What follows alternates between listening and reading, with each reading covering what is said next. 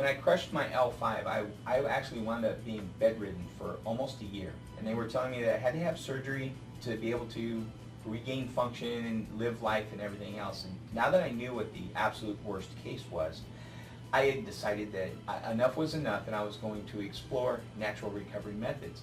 One of the things that I didn't intend on or didn't realize at the time was that being bedridden for a year had caused most of my muscles to atrophy.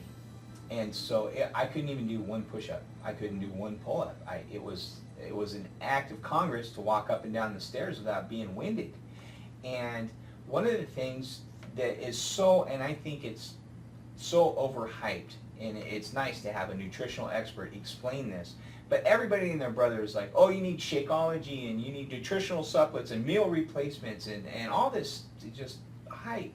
And basic question, are those drinks that they have, are they actually beneficial to me? Do I need them, and why do I need them?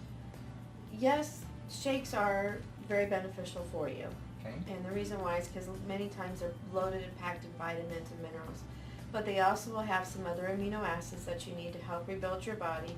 And they have some other things called like inositol, which will help balance blood sugars. So there are some good factors in those shakes that you need. I, again, will go back to the whole food shake because you don't want pieces of the shake coming from petroleum or whatever. You want to have a whole food shake so you know where you're getting your vitamins from. That makes sense. So, also, sometimes people have a hard time digesting regular foods where the shakes are already liquid and they are able to be easily digested, and then now that becomes building materials for your body to repair itself. That makes sense. Now, on a nutritional shake that I'm going to use as a meal supplement, is there a difference between the ones that, for instance, I notice that you have some, and then I see them at some of the vitamin stores, and then I also see them at Walmart, and I see ones that are called whey and protein, and there's just so many. Which shake would best suit me for a meal replacement?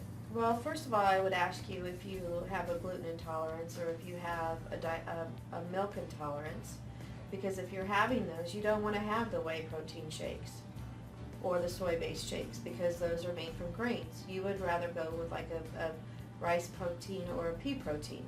Okay. So some of it comes down to how is your digestion.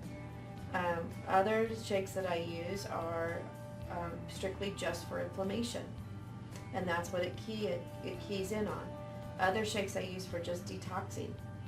So I have specific shakes for specific needs in my patients. Again, going back to labs, finding out what's going on with them, understanding the whole picture of what's going on with them as far as, are they in an autoimmune problem?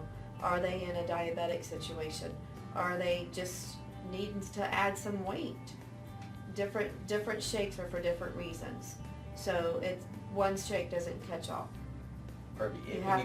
You have to go in and literally figure out what's wrong with you and apply it to the proper shake. And again, it comes back down to figuring out what the core problem is. Yes. And then finding the right solution. If anybody had some questions about what shakes and shake alternatives and what meal supplements that they should be getting, would they be able to call you and ask questions? Yes, they can contact me at the number below. Oh, excellent. Thank you, Doc. Mm-hmm.